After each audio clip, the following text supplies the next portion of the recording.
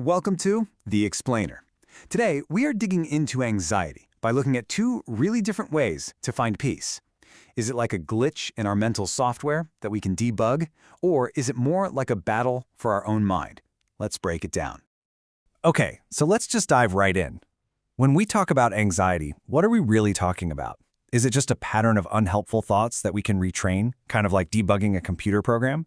Or is it something deeper, a struggle for our peace of mind, a kind of spiritual battle? We're going to explore both of these frameworks, one from clinical psychology and one from the Christian faith, and see what they have to offer. All right, first things first, let's get a clear clinical definition on the table. According to the Anxiety Skills Workbook, what we call generalized anxiety disorder, or GAD, really boils down to two key things. First, a mind that is just spinning with excessive worry that feels totally out of your control. And second, a body that is just humming with high physical tension. We're talking muscle aches, fatigue, that constant feeling of being keyed up. Look, this is a struggle that so many of us share. So let's get into the two very different paths people often take to find some relief. So what are the actual paths forward? Well, you've kind of got two forks in the road here. One approach is all about retraining the brain. It's about systematically identifying and changing those unhelpful patterns of thought that keep anxiety going. The other path focuses on renewing the mind, framing the whole thing as a battle for your thoughts, a battle that you can win through faith. Okay, let's hit down path number one. This approach comes straight from the world of cognitive behavioral therapy, or CBT for short, and it basically sees the mind as a system, right? A set of interconnected parts that, if you have the right skills, you can absolutely retrain for better performance. The foundational idea here, as it's laid out in the Anxiety Skills Workbook, is this super interconnected cycle. You have an anxious thought that leads to an anxious feeling, which then triggers some kind of anxious behavior, which then, and here's the kicker, just reinforces that original thought. But the good news, and this is really good news, is that if you can change just one part of that cycle, like your thoughts, you can actually change the entire system. So the key is to find the glitches in our thinking. In CBT, they call these thinking traps. And they're basically these mental shortcuts our brain uses to be efficient, but man, can they be biased, and they can totally fuel that cycle of anxiety. We're going to look at two of the biggest ones right now. First up is catastrophizing.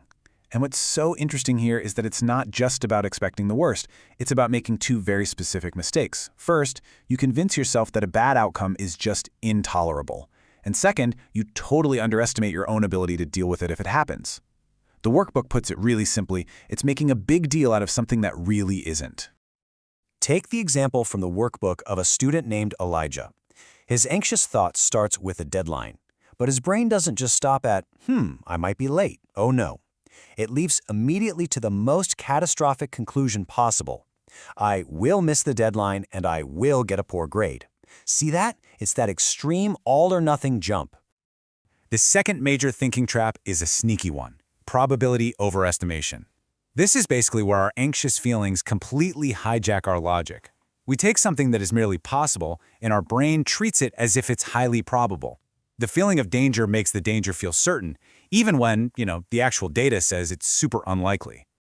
I mean, think about the case study of Sophia. She gets a headache, a pretty normal, if annoying, physical sensation. But her anxious mind doesn't go, oh, I should drink some water. It latches onto this terrifying but extremely low probability possibility, a stroke. Her anxiety makes the 1 in a million chance feel like it's happening right now. Okay. So we've looked at the mind as a system to be debugged. Now let's completely shift gears and check out our second path. This is a faith-based approach that reframes anxiety completely, not as a system glitch to be fixed, but as a spiritual battle for control of your mind.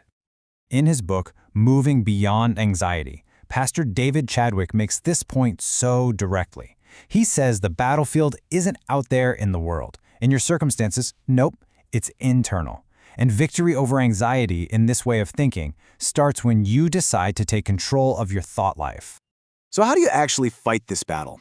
Well, Pastor Chadwick points to the words of Jesus, who, interestingly enough, used a kind of logical argument, one rooted in just observing creation as a direct answer to anxiety. The logic, as Chadwick breaks it down, is an argument from the lesser to the greater. It's simple, really.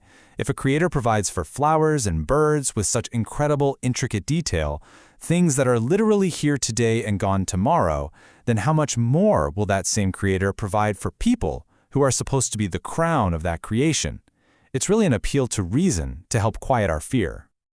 Now, both of these frameworks, whether you see anxiety as a glitch or as a battle, they both move from theory into practice. They don't just leave you with an idea. They both offer practical tools for taking action against those anxious thoughts. So the CBT approach gives you these highly structured skills. To challenge a feared outcome, for example, you're taught to act like a detective for your own mind. You gather evidence, you look at alternatives, you figure out the real probability. The whole goal is to shift from that emotional reasoning to evidence-based thinking, systematically breaking down a fear to see if it even holds up. And the faith-based approach? It offers spiritual disciplines as its tools. Pastor Chadwick's book outlines practices like prayer, which is all about communication and surrender, singing, which can physically change your mood and help embed truth deep in your memory, and community, finding those good teammates who encourage you and build up your faith. So we have two very different paths, right? They use different language, they have different starting points, but when you really look at their core message, they actually meet up on one incredibly powerful idea. And this, right here, is the crucial point. Both of these frameworks agree that our thought life is the main arena. It's ground zero. So whether you're trying to debug a cognitive bias or you're fighting to take a thought captive, the work of managing anxiety starts with what you allow to occupy your mind. It's about exercising that uniquely human ability to think about what you're thinking about. So this isn't about picking a side, not at all. It's about knowing that there are multiple, well-developed toolkits available to you so you can choose the right tools for yourself for your own journey.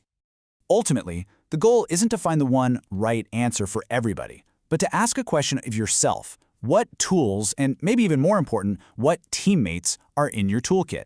Because whether you see it as a glitch or you see it as a battle, the work of finding peace is just too important to try and do it alone or unarmed.